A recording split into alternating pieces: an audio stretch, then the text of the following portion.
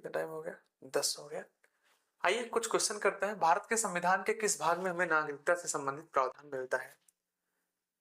भारत के संविधान के किस भाग में नागरिकता से संबंधित प्रावधान मिलता है, बताइए। भारत के संविधान के किस भाग में नागरिकता से संबंधित प्रावधान मिलता है?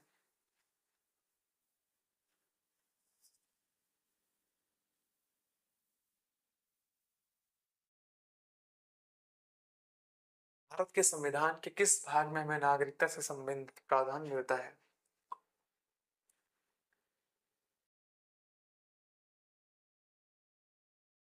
ठीक है, भाग 2 में, यानी कि ऑप्शन नंबर 2 आपका एकदम करेक्ट है। नेक्स्ट क्वेश्चन है, कितने वर्षों तक कंटिन्यू बाहर रहने पर नागरिकता समाप्त हो जाती है? ये पॉइंट अभी नहीं पढ़ाया हूं, बट इसका सही उत्तर क्या है? 7 वर्ष तक। अगर आप 7 वर्षों तक कंटिन्यू जो है किसी देश, मतलब अपने देश से किसी दूसरे देश में रहते हैं और भारत सरकार को अवगत नहीं कराते हैं, तो आपकी नागरिकता क्या हो जाएगी? ऑटोमेटिक समाप्त हो जाएगी। ठीक है, यानी कि ऑप्शन नंबर बी है और ये सी, इसको मानिए। नेक्स्ट क्वेश्चन हमारा है, भारतीय संविधान के कौन से अनुच्छेद नागरिकता से संबंधित है? बताइए, कौन कौन से अनुच्छेद ऐसे हैं जो नागरिकता से संबंधित है इंडियन कॉन्स्टिट्यूशन के? भारतीय संविधान के कौन कौन से अनुच्छेद ऐसे हैं जो नागरिकता से संबंधित हैं, बताइए। अनुच्छेद 5 से 11। ठीक है, वेरी गुड। नेक्स्ट पॉइंट, भारतीय संविधान निम्न में से कौन सी नागरिकता प्रदान करता है? भारतीय संविधान कौन सी नागरिकता प्रदान करता है? डबल सिटीजनशिप या सिंगल सिटीजनशिप?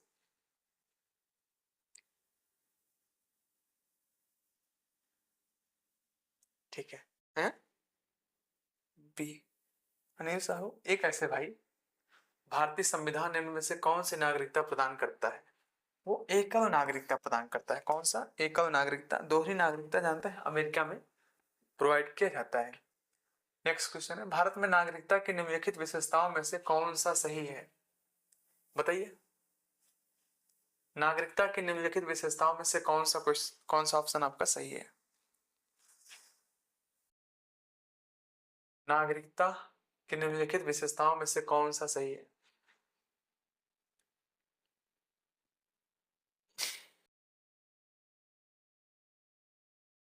सी। ठीक है, क्या? सिंगल सिटीजनशिप, ये समझिएगा। राज्य की एकल नागरिकता नहीं, संपूर्ण भारत की नागरिकता की बात कर रहा है। संपूर्ण भारत की एकल नागरिकता। भारतीय नागरिकता नहीं प्राप्त की जा सकती है। ये तो आप खुद समझ सकते हैं, हालांकि इसको पढ़ाया नहीं हूं।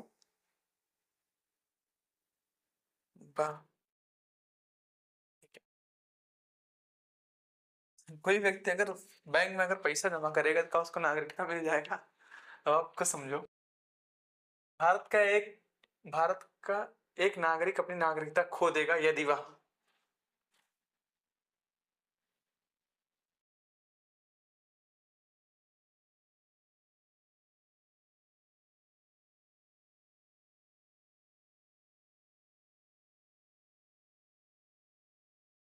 भारत का एक सिटीजन अपनी सिटीजनशिप खो देगा यदि वह भारतीय नागरिकता का परित्याग करता है, स्वेच्छा से अन्य देश की नागरिकता प्राप्त करता है, किसी अन्य देश के नागरिक से विवाह करता है, सरकार की आलोचना करता है।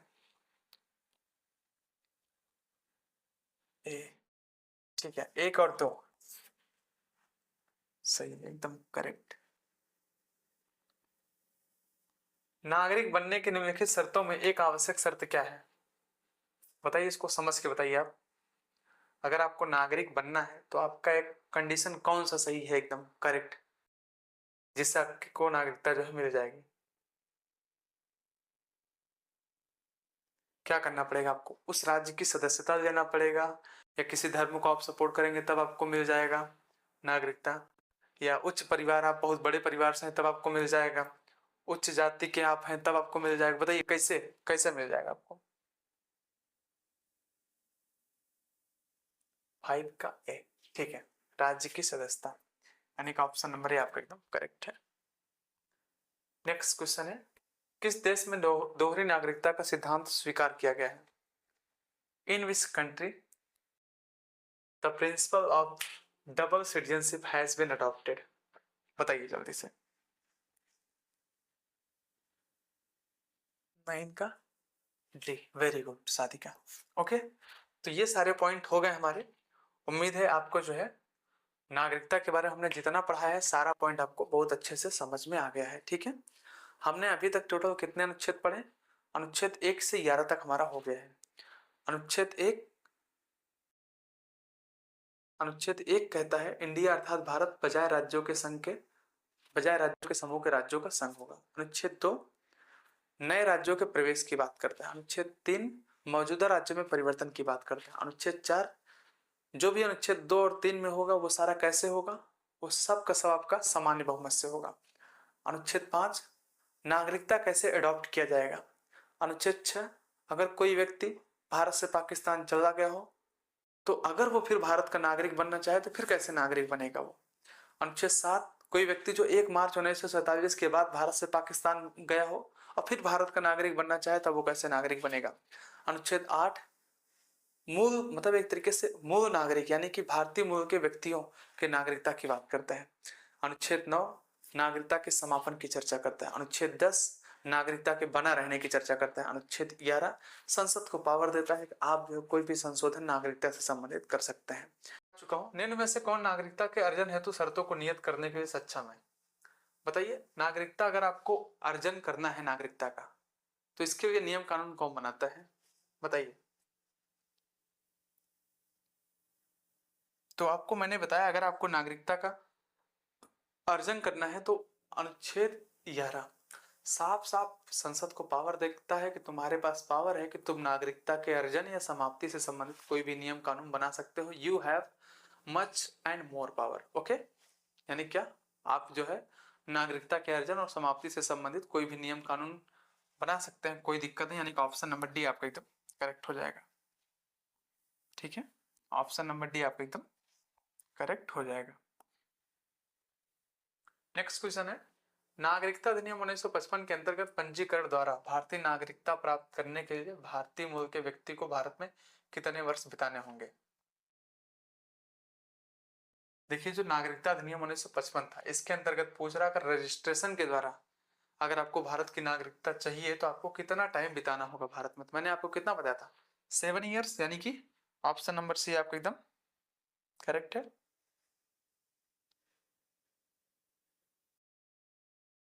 हाँ, नेक्स्ट क्वेश्चन, यदि कोई व्यक्ति संबंध वित्तीय वर्ष में दिन या उससे अधिक दिनों के लिए भारत में रहता है तो उसे एक निवासी माना जाता है। तो उसे एक अनिवासी माना जाता है। क्या कहते हैं इसको?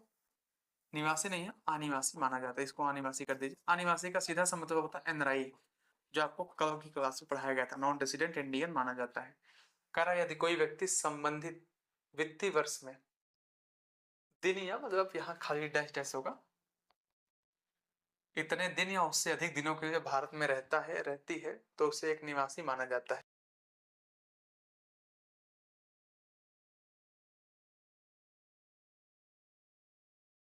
देखिए, ऐसा थोड़ी ना होता है कोई आके रहने लगे तो उसको भारतीय नागरिक माना जाएगा, ऐसा कुछ नहीं है।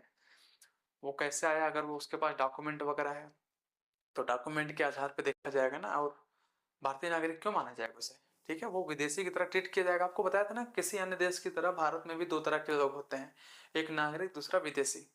याद करिए क्लास नंबर फर्स्ट में आपको यही सारी बताया गया, यही सारी बातें बताया गया। नागरिक वो होता है जिनका उसके देश पर पूर्ण निष्ठा होती है और उसको सभी सिविल और राजनीतिक अधिकार प्राप्त होते हैं। विदेशियों को ये सारे अधिकार नहीं प्राप्त होते हैं और इनका जानते हैं, इनको सभी सिविल और राजनीतिक अधिकार नहीं प्राप्त होते हैं। विदेशी जो है 2 प्रकार के होते हैं, शत्रु देश का विदेशी और मित्र देश का विदेशी। जैसे शत्रु देश का विदेशी का मतलब ये है जिससे भारत का संबंध खराब चल रहा हो, जैसे पाकिस्तान से चाइना से इस समय संबंध खराब चल रहा है। मित्र देश का विदेशी का मतलब ये है जिनसे भारत का संबंध ठीक ठाक चल रहा हो। ये सारे पॉइंट आपको बताया गया है कि ये नागरिकता हमने ब्रिटेन के संविधान से अपनाया है। ठीक है, अपने यहाँ किधर कैसा है, एकल नागरिकता का प्रोविजन है, सारी चीजें। I have just taught you everything, whole things. It is just the last class of your citizenship, okay? And if you want to watch the whole classes, full classes, then you can watch from citizenship part 1, part 2, part 3, part 4. It is your last part of your citizenship chapter, okay? And since tomorrow, कल से मैं क्या करूंगा, आपको fundamental right यानी कि मौलिक अधिकार पढ़ाने वाला हूँ। Okay everyone, very good evening. तो आइए, यानी क्या, देखिए अगर कोई व्यक्ति 182 दिन या उससे अधिक समय के लिए किसी दूसरे देश में रहता है तो उसे क्या माना जाएगा, उसे जो है एनआरआई माना जाएगा। क्या माना जाएगा, एनआरआई माना जाता है, यानी कि ऑप्शन नंबर सी आपका एकदम करेक्ट है। नागरिकता संशोधन विधेयक 2019 संसद से कब पारित किया गया, ये जानते हैं, ये क्वेश्चन जो है यूपी आरओ पूछ लिया था इस बार, मतलब 2016 में। अरे ये 2016 का क्वेश्चन नहीं है भाई, ये डेट इसका जो है कुछ अलग हो गया, बाकी 2016 क्वेश्चन नहीं है ये। कह रहा है कि नागरिकता संशोधन विधेयक 2019 संसद से कब पारित किया गया। देखिए ये जो है राज्यसभा ने इसको पारित कर दिया था 10 दिसंबर को, बट राष्ट्रपति का मुहर इस पर 11 दिसंबर को लगा था। यानी कह सकते हैं जब राष्ट्रपति का मुहर लग जाएगा ना, देखिए कोई भी चीज अगर पारित करवाना हो, क्या होता है, लोकसभा ने क्या किया, उसके लिए जो है पहले जो है लोकसभा ने कहा ठीक है हमें इस पर कानून बनाना है, एक बिल लाना है, तो लोकसभा बिल लिख जाएगी, राज्यसभा भी ला सकती है, कोई दिक्कत नहीं है, लिख जाएगी राज्यसभा लोकसभा। अब अगर लोकसभा से पारित होगा तो उसके बाद जाएगा कहाँ, राज्यसभा में जाएगा। अगर राज्यसभा ने भी पारित कर दिया तो क्या होगा, वो राष्ट्रपति के पास जाएगा, राष्ट्रपति का सिग्नेचर करते हुए वो क्या होगा, वो विधेयक आपके कानून में चेंज हो जाएगा, यानी वो बिल आपके एक्ट में चेंज हो जाएगा। ठीक है, यानी कि 11 दिसंबर 2019 को। इनमें से इस स्थिति में किसी व्यक्ति को भारतीय नागरिकता से वंचित नहीं किया जा सकता है, बताइए।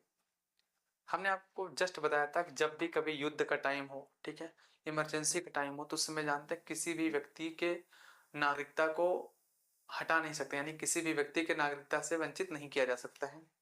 इसके बारे में मैंने आपको बहुत अच्छे से बताया था, यानी कि निर्वाचन के दौरान, आपातकाल के दौरान, युद्ध के दौरान, बताइए किसके दौरान जो है,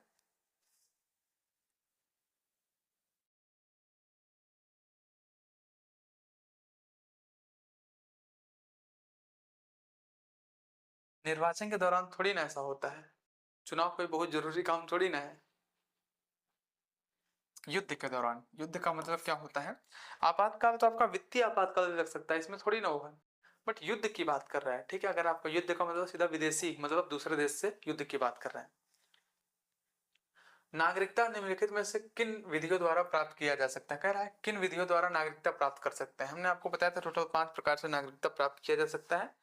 अब आपसे ये पूछा जा रहा है, बताइए नागरिकता जो टोटल कितने विधियों द्वारा प्राप्त किया जा सकता है, ये हमारा क्वेश्चन है आपसे, बताइए जल्दी से।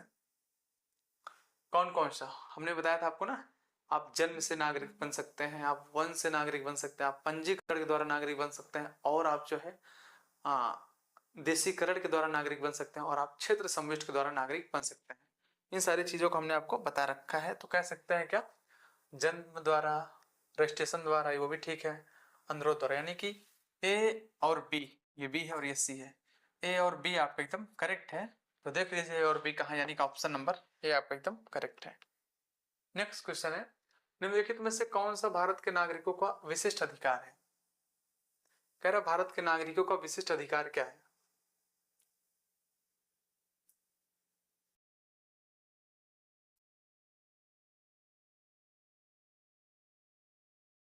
देखिए इस क्वेश्चन को थोड़ा समझिए, आप ये समझिए जो नागरिक होता है, नागरिकों को क्या होता है, अनुच्छेद 15 का अधिकार होता है, अनुच्छेद 16 का अधिकार क्या होता है। अनुच्छेद 15 क्या होता है, समानता की बात करता है, यानी कि जो है सभी को जो है समान अवसर, मतलब समान रूप में देखा जाएगा। अनुच्छेद 14 बात करता है, अनुच्छेद 15 क्या कहता है, कहता है किसी को भी धर्म, मूल, वंश, जाति, लिंग या जन्म स्थान के आधार पर किसी भी चीज से वंचित नहीं किया जा सकता है। अनुच्छेद 16 क्या कहता है, कह रहा है धर्म, मूल, वंश, जाति, लिंग या जन्म स्थान के आधार पर किसी भी व्यक्ति को सरकारी नौकरी या नियोजन यानी कि नौकरी से वंचित नहीं किया जा सकता है, कि हाँ तुम जो है तुम्हारा धर्म ही है तुमको नौकरी नहीं मिलेगा, तुम्हारी जाति है तुमको नौकरी नहीं मिलेगा, ये सब वहां पर जो है मना ही है। ठीक है, और यानी 325, अनुच्छेद 325 में साफ साफ आपके पास लिखा गया है आप जो है आप वोटिंग वगैरह दे सकते हैं। ठीक है, आप वोट वगैरह, मतलब आप जो है वोट वगैरह दे सकते हैं। 326 में साफ साफ लिखा है आप जो है चुनाव वगैरह कर सकते हैं, कोई दिक्कत नहीं है।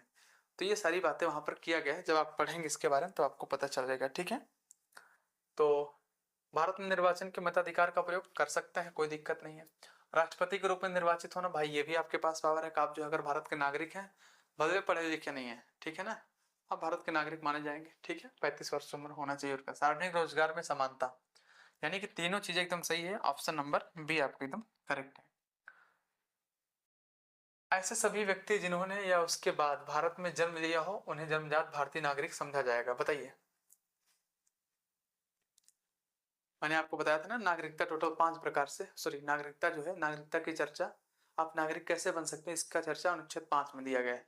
हमने बताया क्या, या तो आपका जन्म भारत में हुआ हो, या आपके माता पिता या दादा दादी भारत में जन्मे हो, और तीसरा पॉइंट क्या, तीसरा पॉइंट ये है कि आप या तो 26 जनवरी यानी कि संविधान लागू होने से पहले, यानी कि 26 जनवरी 1950 से 5 वर्ष पहले आप भारत में रह रहे हैं। बट पूछ रहा आप जन्म से नागरिकता कैसे प्राप्त कर सकते हैं। जन्म के बारे में मैंने आपको बहुत अच्छे से बताया था। कोई व्यक्ति जो 26 जनवरी 1950 को या उसके बाद भारत में जन्मा हो तो भारत का नागरिक बन सकता है। ठीक है, पर जानते हैं 1986 में एक संशोधन किया गया था। ठीक है, उस संशोधन में कहा गया, ठीक है, इसका बहुत शोषण वगैरह होना शुरू हो गया, तो 1986 में एक संशोधन किया गया, कोई व्यक्ति सिर्फ जन्म के आधार पर ही जो है भारत का नागरिक नहीं बन सकता है, उसके माता या पिता में से कोई एक जो है भारतीय होना चाहिए। फिर 2003 में कहा गया जब दोनों भारतीय हो, माता पिता दोनों भारतीय हो, तब जो है वो नागरिक बन सकता है, या एक भारतीय दूसरा जो है अवैध प्रवासी ना हो तब नागरिक बन सकते हैं। इन सारी चीजों की चर्चा हमने आपको बहुत बेहतरीन तरीके से किया है।